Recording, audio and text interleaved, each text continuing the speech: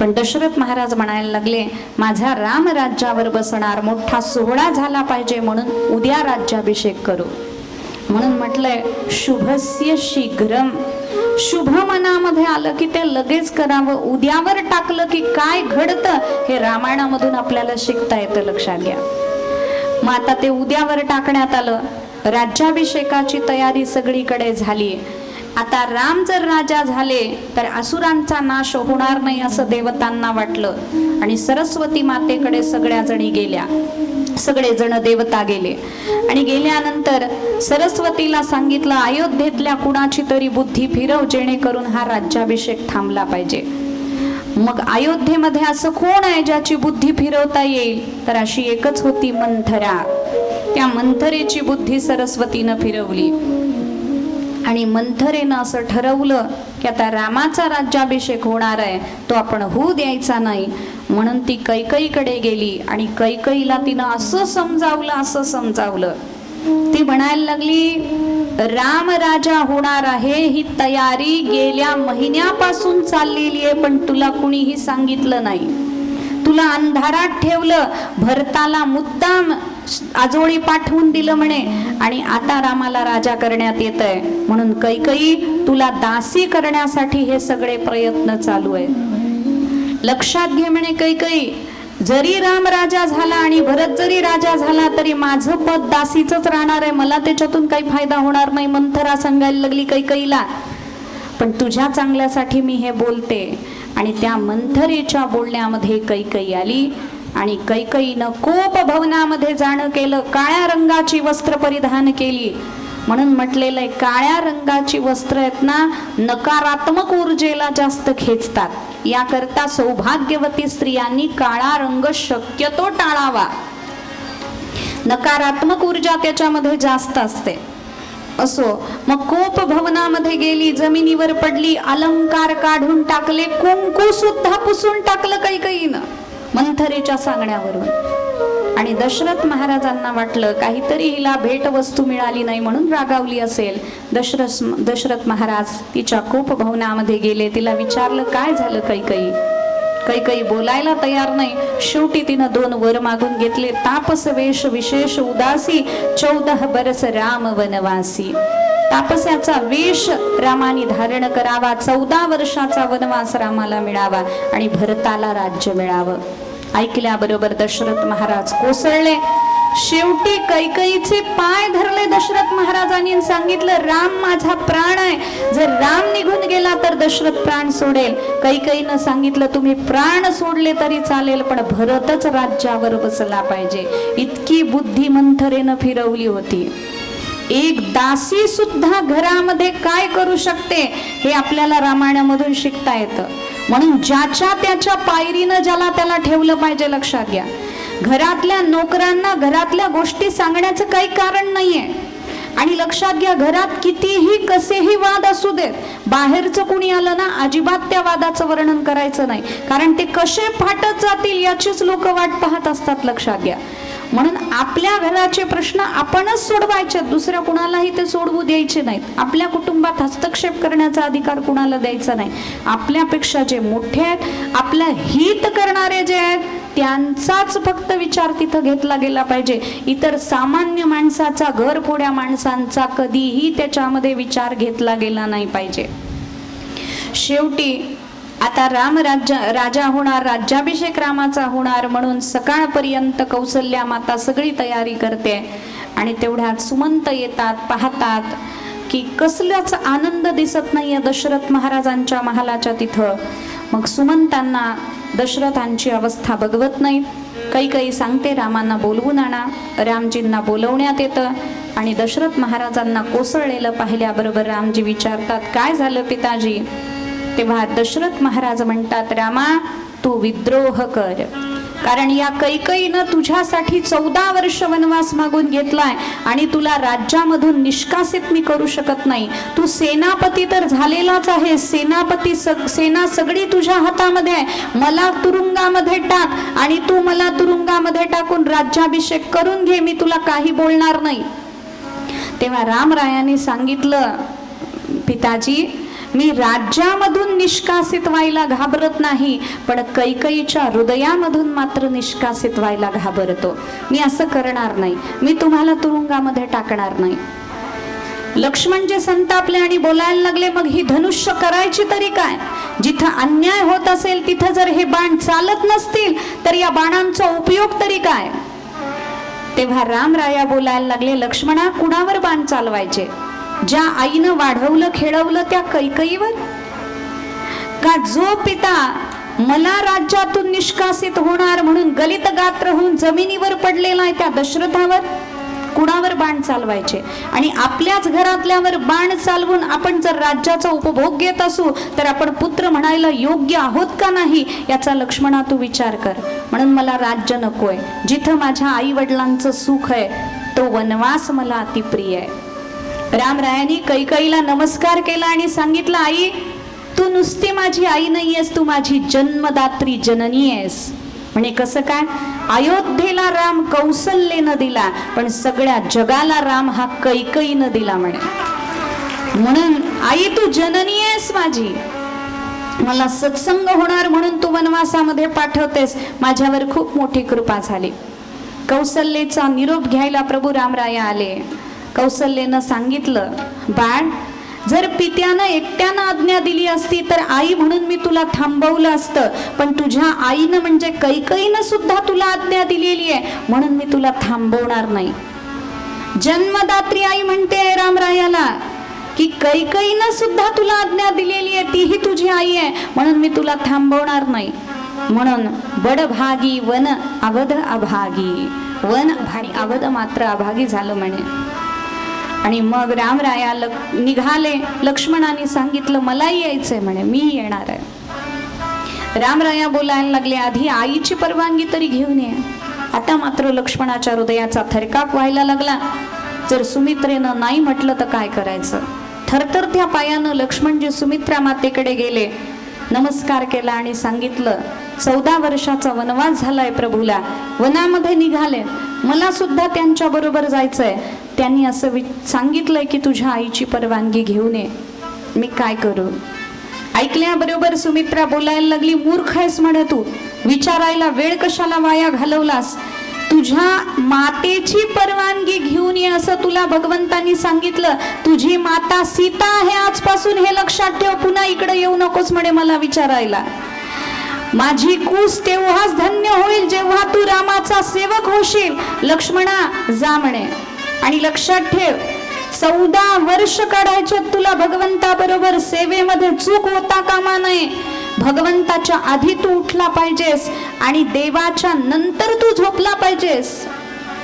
लक्ष्मणजींनी सांगितलं, आई, कधी डोळा लागला आणि जागच आली नाही तर, म्हणून मी तुझ्या चरणाची शपथ घेतो, मी 14 वर्ष झोपणारच नाही, 14 वर्ष जागृत राहणार. असं दास्यत्व लक्ष्मणजींचं लक्षात घ्या. ते पात्र साधं नाही, लक्ष्मणजी साधे नाही. आणि मग सुमित्रा माता बोलायला लागली, पुत्रवती जुबती जग सोयी, रघुपती भगत जासु सुत होई. लक्ष्मणा, आज माझ्या गर्भाचा, माझ्या कुशीचा मला आनंद होतोय. मी पुत्रवती आहे असं मला वाटतंय, कारण तीच पुत्रवती आहे जिचा पुत्र हा भगवंताचा भक्त असतो. म्हणून आज तू भगवंताचा भक्त आहेस याचा मला सार्थ अभिमान आहे. पण जाता जाता एक सांगते बाळ, तुला दूध पाजून मोठं केलं रामरायाची सेवा करण्यासाठी, माझ्या दुधाला लाजवू नकोस बरं. प्रभू रामचंद्र जेव्हा चालतील तेव्हा त्यांच्या मार्गातले काटे आपल्या डोळ्यांनी वेच बाळ, त्यांचा मार्ग शुद्ध करून दे आणि या सुमित्रेचं जीवन धन्य बनव.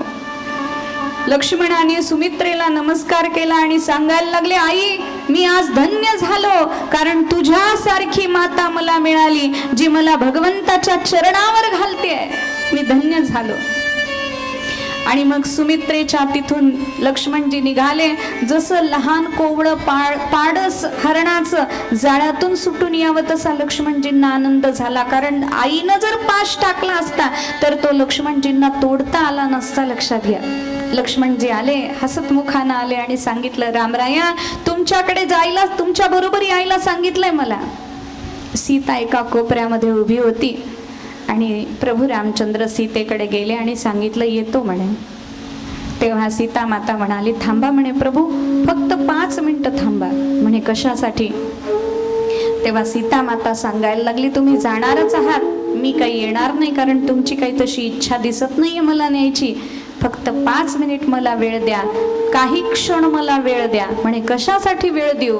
सीता माता म्हणते तुम्ही गेल्यानंतर माझे प्राण काही राहणार नाही, म्हणून माझ्या चितेला अग्नी देऊनच मग तुम्ही जावा इथून, बाकी मी तुम्हाला काही सांगत नाही. ऐकल्याबरोबर प्रभू रामचंद्र म्हणाले सीते असं बोलू नकोस, पण वन कठीण आहे, वनामध्ये तू कोमल असणारी कशी राहशील?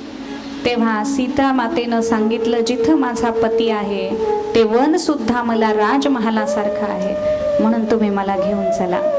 कौसल्या मातेकडे सीतेनं पाहिलं, कौसल्यानं अनुमती दिली आणि जेव्हा ते तिघही निघाले कैकेयीचा आणि दशरथ महाराजांचा आशीर्वाद घ्यायला आले.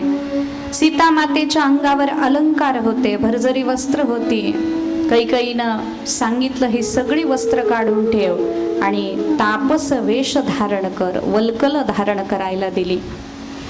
सौभाग्य अलंकार सुद्धा काढून ठेव असं बोलणं चालू केलं होतं, पण वसिष्ठांच्या पत्नीनं त्याच्यासाठी अडवलं आणि मग सीता माता, रामजी, लक्ष्मणजी तिघांनीही तापस वेश धारण केला आणि तापस वेश धारण करून दशरथ महाराजांना अंतिम नमस्कार केला. दशरथ महाराज राम राम राम असं बोलायला लागले, बेशुद्ध झाले. सुमंतजी रथ घेऊन येतात, रथावर रामराया चढले. सगळी अयोध्या रामरायाच्या बरोबर निघाली आणि मग सगळे माग लागतायत, थांब सुमंता, थांब विरे रथ, पण उपयोग होत नाही. अयोध्यावासियांना एका ठिकाणी थांबवण्यात आलं आणि मग रात्री ते सगळे झोपलेले असताना प्रभू रामचंद्र पुढे निघून जातात. पुढं केवटाचा प्रसंग येतो, आणखीही बरेच प्रसंग येतात.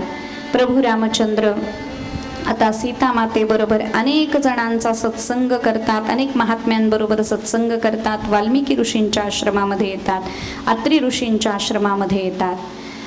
इकडं प्रभू रामचंद्राचं स्मरण करत करत दशरथ महाराज प्राणत्याग करतात.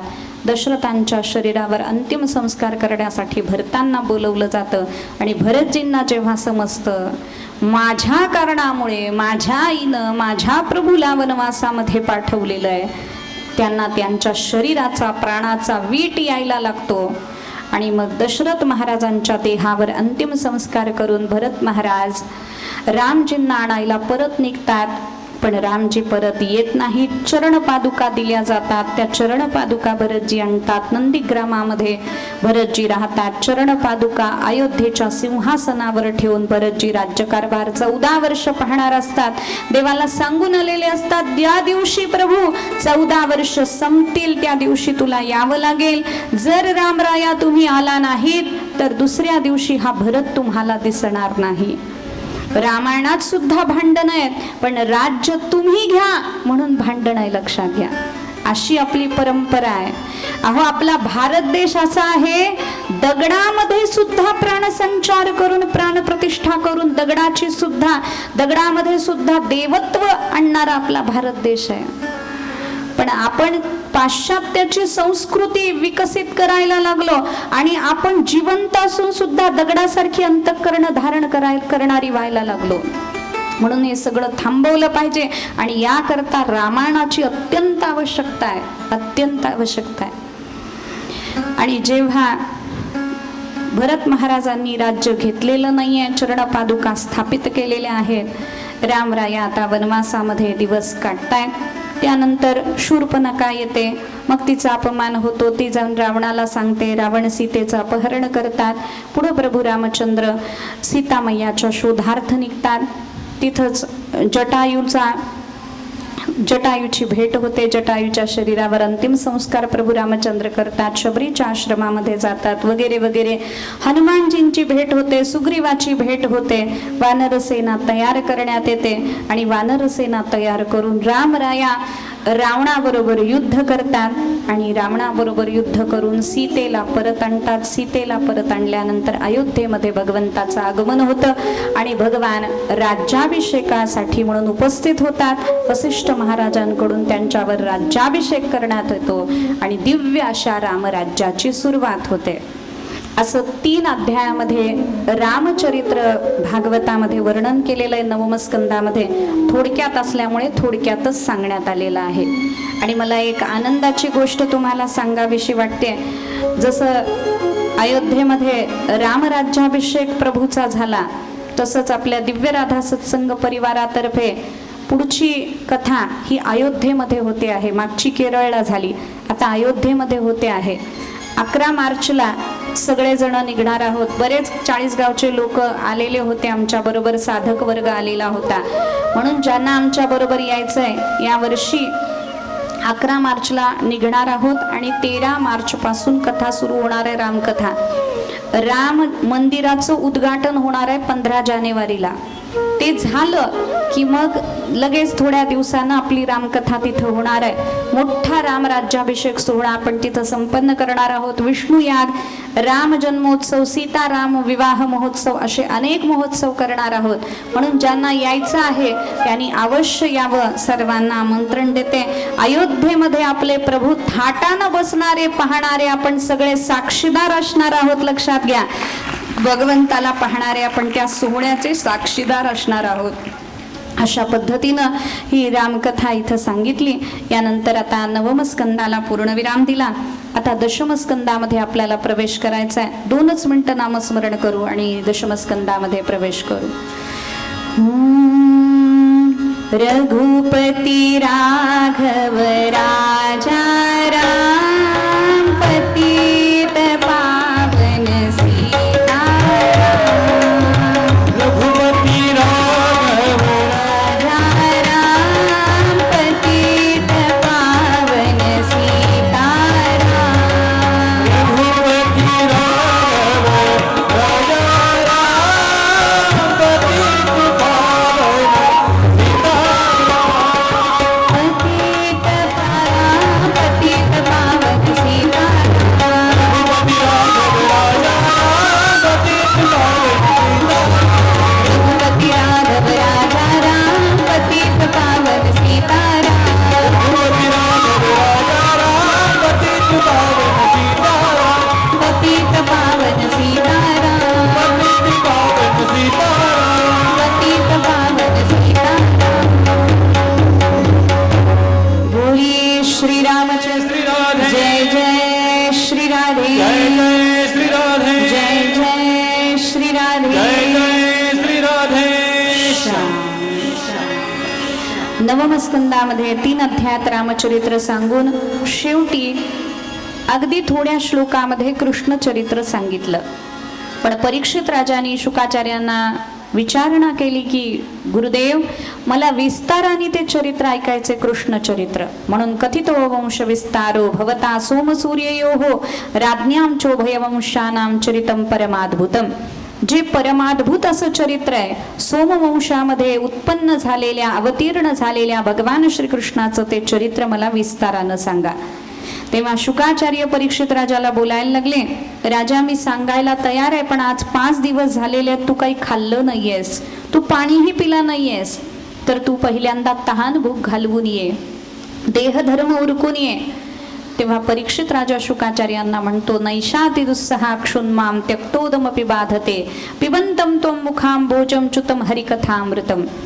तुमच्या मुखातून हरिकथेचं अमृत पीत असताना मला अजिबात तहान भुकेची जाणीव होत नाही, म्हणून तुम्ही सांगत राहा, मी ऐकत राहीन. मग शुकाचार्य आनंदित होतात. सम्यक व्यवसिता बुद्धी तव राजर्षी सत्तम वासुदेव कथायाम ते यज्जाता नैष्ठिकी रती. तुझ्या बुद्धीचं कौतुक करावं म्हणे, कारण ती वासुदेवामध्ये प्रेम करणारी तुझी बुद्धी आहे, म्हणून ती श्रेष्ठ आहे. याकरता भगवान श्रीकृष्णाचं विस्तारानं चरित्र मी तुला सांगतो. म्हणजे जेव्हा जेव्हा धर्माला ग्लानी येते तेव्हा तेव्हा भगवंताचा अवतार होतो.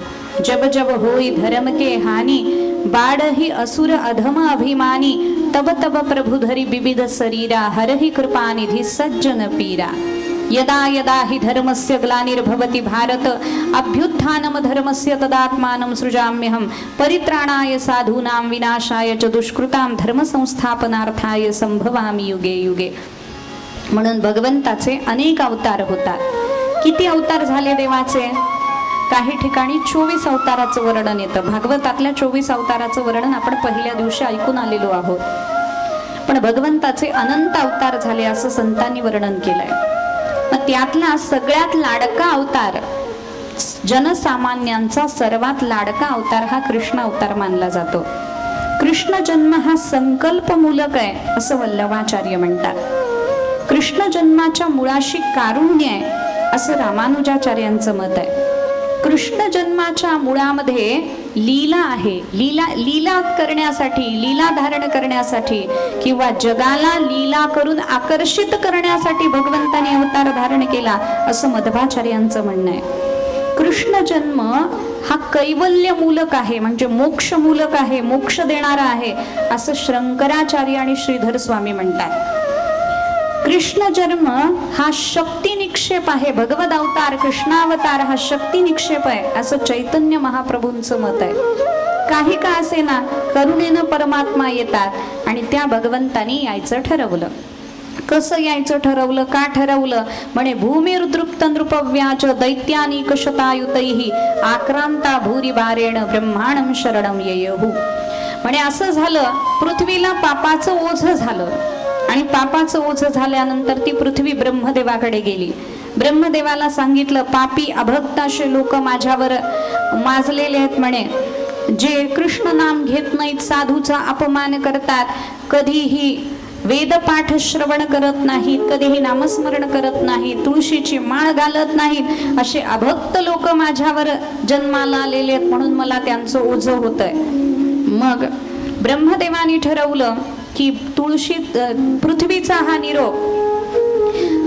हा निरोप भगवंताला सांगण्यात यावा म्हणून क्षीरसागरावर जाणं केलं. आणि सगळेजण पुरुष सुक्तानं भगवंताची स्तुती करतात. कसा होता तो क्षीरसागर? त्या क्षीरसागराचं अतिशय उत्कृष्ट वर्णन आमच्या गुरुजींनी केवळ 8व्या वर्षामध्ये ग्रंथ लिहून केलेलं आहे. वयाच्या 8व्या वर्षामध्ये ग्रंथ लिहिलाय. कसं सुंदर लिहिलंय बघा. क्षीरार्णव हा तसाच सुंदर, सुवर्ण कणवालुका तटावर, नसे अंतना पारतदीय,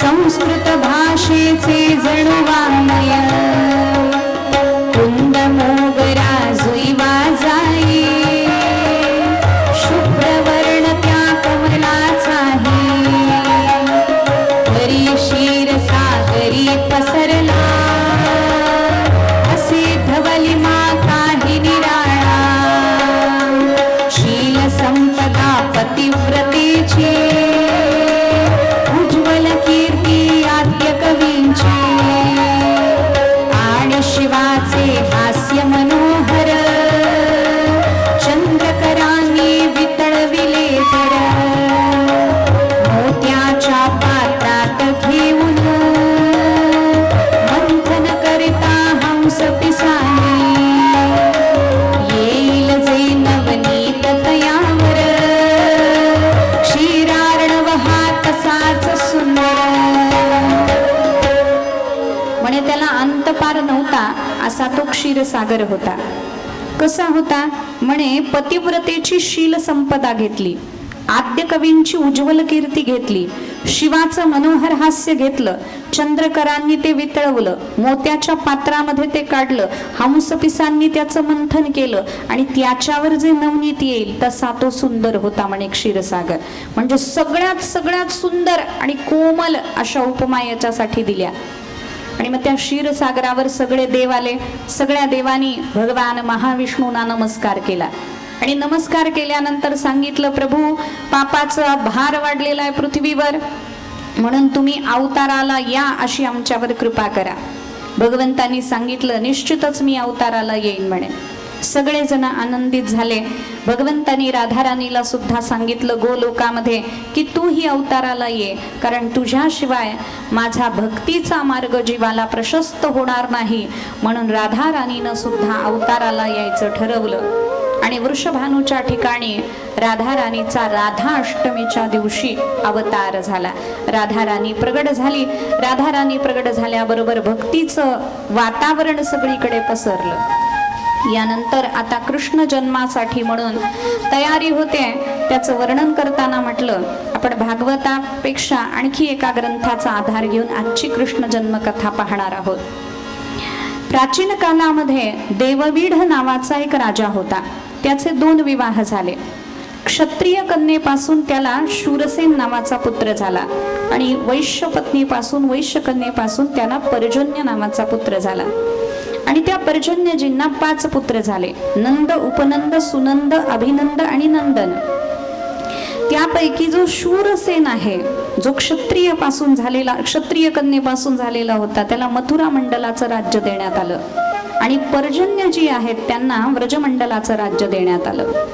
पर्जन्यजी वृद्ध झाल्यानंतर त्यांनी मोठ्या मुलाला सांगितलं, उपनंदाला, आता तू व्रजमंडलाचं गोकुळाचं राज्य सांभाळ. पण उपनंद वैराग्यवान होते, त्यांनी त्याला नकार दिला. मग नंद महाराजांना राजा करण्यात आलं. नंद बाबा राजा झाले. आणि नंद बाबा राजा झाल्यानंतर सुमुख गोप होता आणि त्याची पत्नी होती पटुला. त्यांना झालेली एक मुलगी होती जिचं नाव होतं यशोदा. ती यशोदा नंद बाबांना देण्यात आली. जी यश देते ती यशोदा आहे आणि आनंद देतात ते नंद बाबा आहेत. नंद यशोदेचा विवाह झाला, पण दोघांनाही संतान होईना. वय वाढायला लागलं. दोघंही नवस बोलायला लागले. अनेक देवतांना अनुष्ठानं सुरू झाली. इकडं शूरसेनाचा पुत्र झाला वसुदेव. त्यांचा जन्म झाल्याबरोबर देवतांनी दुंदुबी वाजवल्या स्वर्गामध्ये, म्हणून त्यांना आनक दुंदुबी असं नाव मिळालं. त्याच पुढे वंशामध्ये उग्रसेन होता आणि उग्रसेनाचा विवाह पद्मावती बरोबर झाला. पण पद्मावतीचा संसर्ग द्रुमिल नावाच्या राक्षसासी आला, म्हणून त्यांना दोघांना जो पुत्र झाला तो कंस झाला. कंस अत्यंत दुष्ट स्वभावाचा झाला. वसुदेवाचा विवाह देवकी बरोबर झाला. देवकी कंसाची आवडती बहीण होती, लाडकी. कंसानं सांगून ठेवलं होतं की हिचं कन्यादान सुद्धा मीच करणार आहे. तिची वरात आनंदानं कंस घेऊन चालला. रथामध्ये वसुदेव देवकीला बसवलं. वरात आनंदानं घेऊन चालला. तेवढ्यात आकाशवाणी झाली, अस्यास्त्वामष्टमो गर्भो हंतायाम वहसे बुध. म्हणे जिची वरात एवढ्या आनंदानं तू घेऊन चाललेला आहेस, तिचाच 8वा पुत्र तुझा काळ असेल. ऐकल्याबरोबर कंसाचं प्रेम सगळं आटून गेलं. खाली ओढलं रथातून आणि तलवार तिच्या मस्तकावर चालवणार. तेवढ्यात वसुदेवजी आडवे आले आणि सांगितलं, हिला सोडून दे. ही तुझी लहान बहीण आहे, ती मुलीसारखी असते, म्हणून हिला सोडून दे. हिला जेवढे पुत्र होतील ते सगळे पुत्र तुला प्रदान करण्यात येतील. सत्य प्रतिज्ञा असल्यामुळे वसुदेवावर कंसानं विश्वास ठेवला. आणि मग वसुदेव देवकीचा संसार हा कारागृहामध्ये सुरू झाला. मग त्यांना 6 पुत्र झाले. पहिले 7व्या वेळेस शेष अवतार बलरामजी गर्भामध्ये आले. त्याचं वर्णन करताना भागवताने फार सुंदर शब्द वापरलाय, सप्तमं वैष्णवम धाम. वैष्णवाचे धाम असणारे बलराम म्हणजे शेष पोटामध्ये आले होते.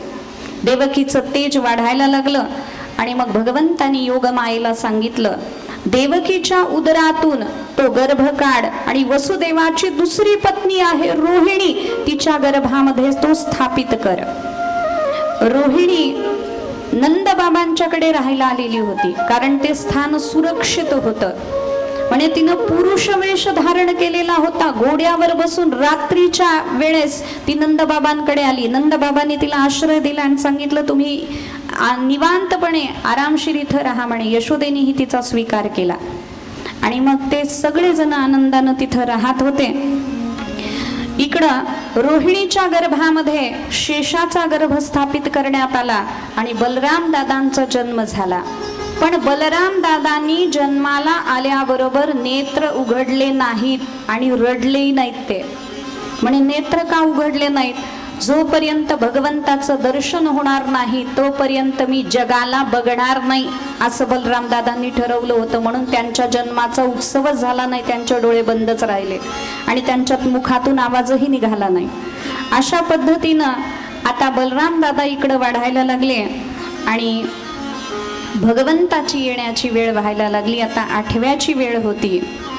एके दिवशी नारदजी गोकुळामध्ये आले आणि गोकुळामध्ये आल्यानंतर नंद बाबांना नारदजींनी सांगितलं, सगळ्या गोकुळवासियांनी वैष्णव दीक्षा घ्यावी, एकादशीचं व्रत करावं, कारण वैष्णवाकडेच भगवान विष्णू अवताराला येत असतात.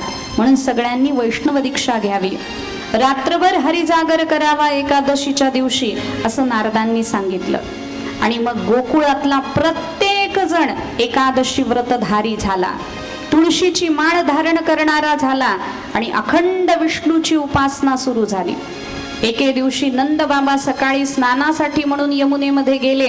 यमुनेमधून बाहेर आले आणि मोठे ब्रह्मवृंद यमुनेकडे निघालेले होते. अचानक त्या सगळ्या ब्रह्मवृंदांनी नंद बाबांना एका स्वरामध्ये आशीर्वाद दिला, पुत्रवान भव, पुत्रवान भव, पुत्रवान भव असा आशीर्वाद दिला. नंद बाबांना आश्चर्य वाटलं, आपण यांना नमस्कारही केला नाही तरी सुद्धा आपल्याला पुत्रवान भव असा आशीर्वाद मिळाला, कसं काय? त्यांनी जाऊन विचारलं, तुम्ही असा का आशीर्वाद दिला? तेव्हा ते ब्राह्मण बोलायला लागले, म्हणे आमच्या तोंडातून सहजच हा आशीर्वाद निघून गेला. मग त्या ब्राह्मणांना नंद बाबांनी घेतलं. नंद बाबा ते सगळे ब्राह्मण शांडिल्य ऋषींकडे आले आणि शांडिल्य ऋषींना ब्राह्मणांनी विचारलं, आमच्या मुखातून आपोआप हा आशीर्वाद बाहेर पडला, हे झालं कसं काय? तेव्हा शांडिल्य ऋषींनी सांगितलं, नक्कीच हा कोणता तरी दैवी चमत्कार आहे. म्हणून सगळ्या ब्रह्मवृंदांनी गोपाल सहस्त्र नामाचं अनुष्ठान करावं आणि 18 करोड आहुती यज्ञकुंडामध्ये सगळ्या गोकुळवासियांनी द्याव्या. नंद बाबांना नक्कीच पुत्ररत्नाची प्राप्ती होईल. आता शांडिल्य ऋषींनी सांगितल्याबरोबर सगळ्यांना आनंद झाला. गोपाल सहस्त्रनामाचं अनुष्ठान सुरू झालं. गोकुळातला प्रत्येक जण ते अनुष्ठान करायला लागला. पूर्णाहुतीचा दिवस होता. मोठी यज्ञकुंड मांडलेली होती, त्याच्यामध्ये आहुती दिली जात होती. पूर्णाहुतीची आहुती द्यायला नंद बाबा आणि यशोदा मैया उभे राहिले. ब्रह्मवृंद उच्च घोषानं मंत्रघोष करत होते आणि तो मंत्रघोष होताना अवकाशातून एक निळ्या रंगाचं वलय खाली उतरलं आणि ते वलय यशोदेच्या आणि नंद बाबाच्या हृदयामध्ये समाविष्ट झालं. वर्णन असं आलंय की भगवंतानी यशोदेच्या गर्भातूनही जन्म घेतला आणि देवकीच्या गर्भातूनही जन्म घेतला. यशोदेच्या गर्भातून जे भगवान आले ते यशोदानंदन आणि देवकीच्या गर्भातून आले ते देवकी नंदन. नंतर ती दोन्ही तेज एकत्र झाली असंही काही भक्तिशास्त्रकारांनी वर्णन करून सांगितलेलं आहे. मग आता या दोघांनी पूर्णाहुती दिली. नीलवर्णाचं तेज यशोदा मैयाच्या अंतःकरणामध्ये समाविष्ट झालं, नंदबाबांच्याही अंतःकरणामध्ये समाविष्ट झालं. इकडं वसुदेव देवकी सुद्धा भगवंताची येण्याची वाट पाहतायत. वसुदेवाच्या अंतःकरणामध्येही भगवान प्रगट झाले, देवकीच्या अंतःकरणामध्ये प्रगट झाले आणि देवकीच्या अंतःकरणातून गर्भामध्ये परमात्मा आले. जसे गर्भामध्ये परमात्मा आले तशी गर्भस्तुती देवाची झाली. 33 कोटी देवता भगवंताची गर्भस्तुती कारागृहामध्ये करायला लागल्या. सत्यव्रतम सत्यपरम त्रिसत्यम सत्यस्य योनिम निहितंच सत्ये सत्यस्य सत्यमृत सत्यनेत्रम सत्यात्मकम त्वाम शरणम प्रपन्नाहा म्हणून देवकीच्या कडे कारागृहामध्ये ही गर्भस्तुती झाली आणि इकडं नंद यशोदेच्या कडे ही परमात्मा गर्भामध्ये आलेले. योगमायेनं सुद्धा यशोदेच्या गर्भामध्ये प्रवेश केलेला आहे आणि भगवंतांनी सुद्धा नीलवर्णाच्या प्रकाशाच्या रूपानं यशोदेच्या गर्भामध्ये प्रवेश केलेला आहे. नंद बाबा आणि यशोदा मैयाला रोज स्वप्नामध्ये महाविष्णूचं दर्शन होतंय. लक्षात घ्या, नीलवर्णाचा बालक आपल्या मांडीवर खेळतोय असंही यशोदा मैयाला स्वप्न पडतंय. आणि मग सप्तमीच्या दिवशी पहाटे स्वप्न पडलं म्हणून यशोदा मैया आणि नंद बाबा धावत धावत शांडिल्य ऋषींकडे गेले आणि सांगितलं असं असं स्वप्न पडलंय. तेव्हा शांडिल्य ऋषी बोलायला लागले, म्हणे तयारीला लागा, म्हणे उद्या अष्टमी आहे ना, अष्टमीच्या दिवशी लाला जरूर येणार आहे, म्हणे भगवान जरूर येणार आहे, सगळे तयारीला लागा. आणि मग आता अष्टमीचा दिवस आला. अष्टमीचा दिवस आल्यावर शांडिल्य ऋषींनी सांगितलं होतं अष्टमीला येणार म्हणून. सगळे गोकुळवासी तटस्थ झालेले होते, वाट बघायला लागले होते. सगळे नंदबाबाच्या वाड्यातच सारखं घिरट्या घालत होते. त्यांना जीव वाटत नव्हतं, पाणी पिऊ वाटत नव्हतं, काही करू वाटत नव्हतं, सारखं तिथंच घुटमळत होते सगळेजण. असं करत करत करत संध्याकाळ झाली. आणि मग नंदबाबांनी विचार केला आपण जप तरी करत बसावा, म्हणून ते जप करायला लागले. गोकुळवासी प्रत्येक जण यायचा. अष्टमीचा दिवस आहे ना म्हणून सगळेजण विचारायचे, नंदबाबा लाला झाला का नाही? नंदबाबांनी सांगायचं, मी काय ज्योतिषी आहे होय, मला काय माहिती कधी होईल, अजून तर झाला नाही, झाल्यावर सांगेन म्हणे. पुन्हा दुसऱ्याने येऊन विचारावं, नंदबाबा लाला झाला का नाही? तेव्हा नंदबाबा म्हणायला लागले, अजून तर झाला नाही, पुढचं काही माहित नाही. ते जप करताना सारखं सारखं सारखं माणसं मध्ये यायला लागले आणि सारखं सांगावं लागायला लागलं ना, अजून तर झाला नाही, पुढचं काही माहित नाही. म्हणून जप झाला बंद आणि ते सुरू झालं, अजून तर झाला नाही, पुढचं काही माहित नाही, अजून तर झाला नाही, पुढचं काही माहित नाही, अजून तर झाला नाही, पुढचं काही माहित नाही. आणि मग एकाने येऊन विचारलं, महाराज असला कोणता मंत्र आहे, कुणी दिलाय? म्हणे तो असाच प्रगट झालाय मंत्र. आता नंदबाबांचा असा ध्यास लागलेला आहे. मग रात्र व्हायला लागली. बघा आता इथली परिस्थिती काय होते, रात्र व्हायला लागली. मग ज्या आसपासच्या गवळणी आल्या होत्या त्यांनी विचार केला आता रात्री आपापल्या घरी गेलं पाहिजे, म्हणून त्या पहिल्यांदा निघून गेल्या. त्या गेल्यानंतर जाता जाता सांगायला लागले यशोदेला, मैया लाला झाल्यावर लपून ठेवू नको, आम्हाला सांग. यशोदा मैया म्हणते, ती काय लपवायची गोष्ट आहे, लपून राहणार आहे का? म्हणे झाल्यावर कळणारच आहे की म्हणे तुम्हाला. मग गवळणी निघाल्या, गोपाळही निघाले. नंतर जे अंतरंग सेवक होते तेही आता निघून चालले.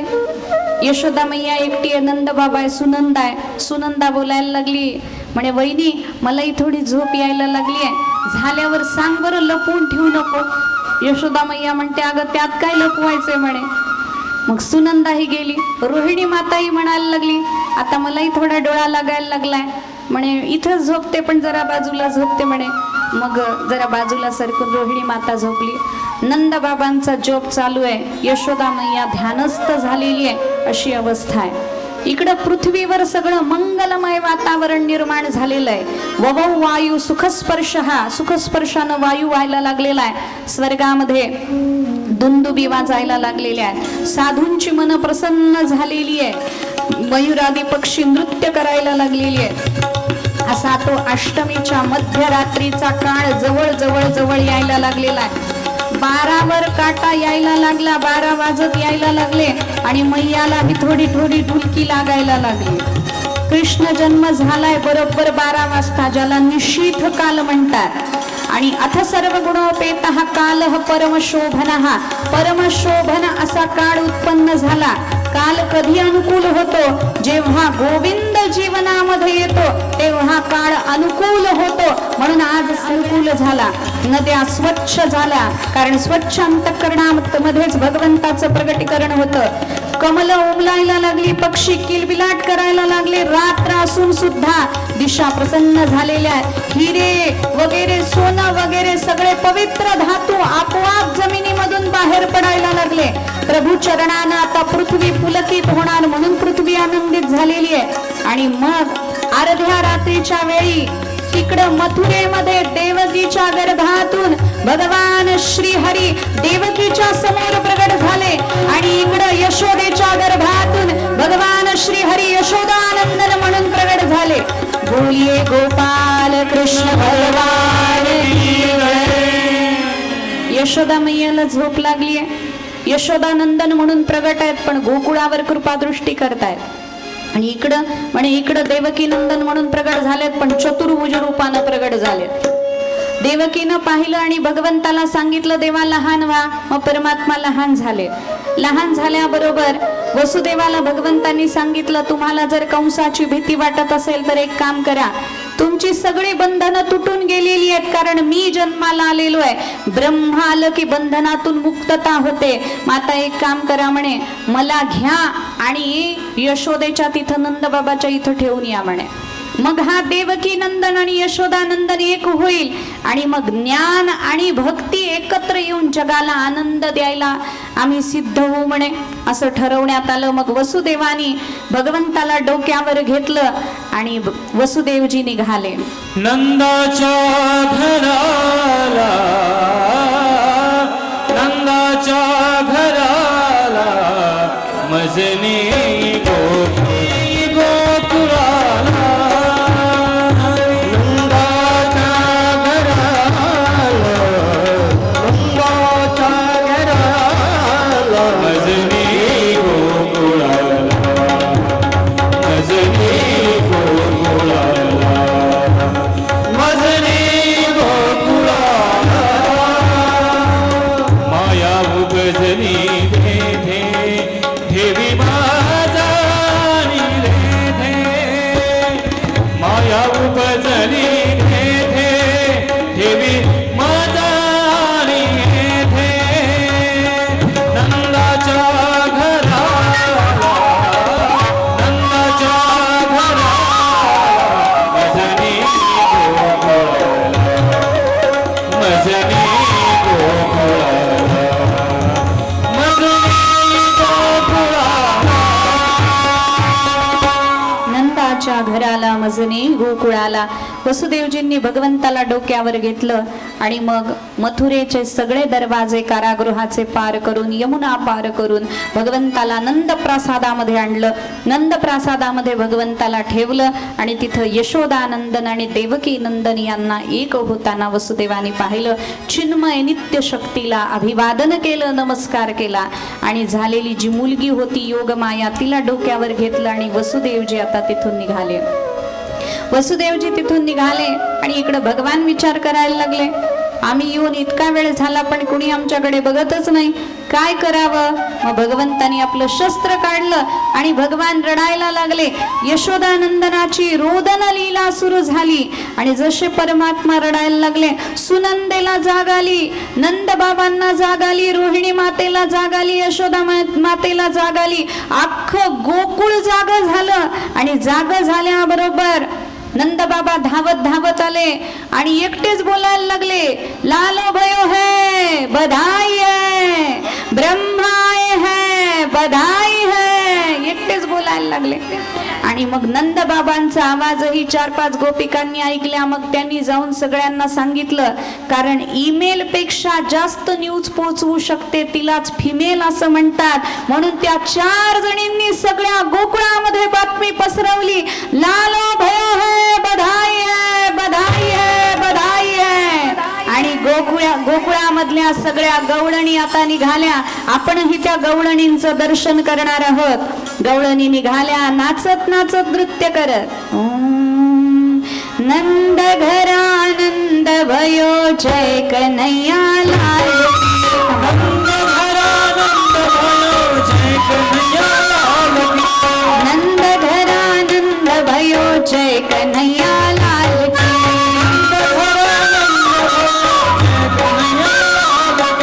जय कन्हैया लाल की जय कन्हैया लाल की जय कन्हैया लाल की जय कन्हैया लाल की जय कन्हैया लाल की जय कन्हैया लाल की